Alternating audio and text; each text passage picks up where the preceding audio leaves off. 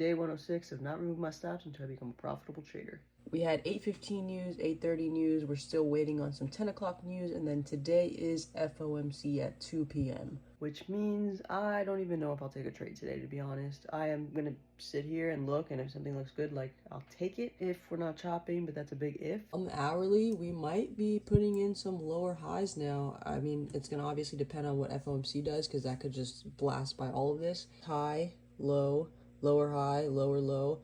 This right here would depend, I think, like a weekly high bounce up to there. If that rejects weekly high, that would be a lower high again. There is a lot of liquidity points that it could grab to the downside, and I do have a daily gap fill all the way down at 604. So I do think it will eventually go down there. I don't know when.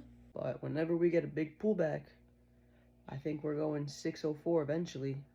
Might happen tomorrow, might happen in a month, might happen in a year. I don't know, but price does tend to retrace and fill gaps. So I've learned. We got a little upside coming in, but it's coming right into where we rejected yesterday. So let's see if we get a break and retest, hold above the pre-market high, targeting weekly high.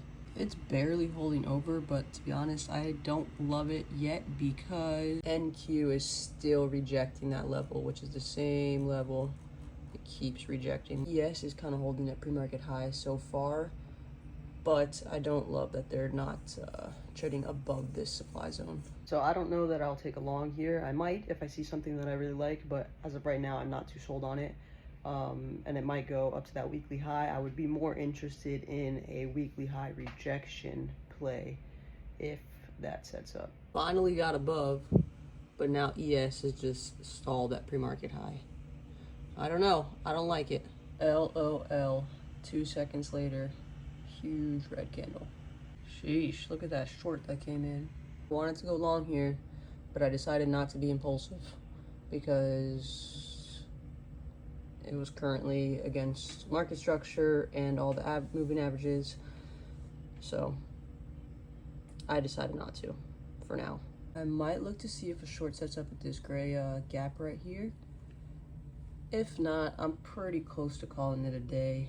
I'm gonna call it a day. I will see you guys tomorrow.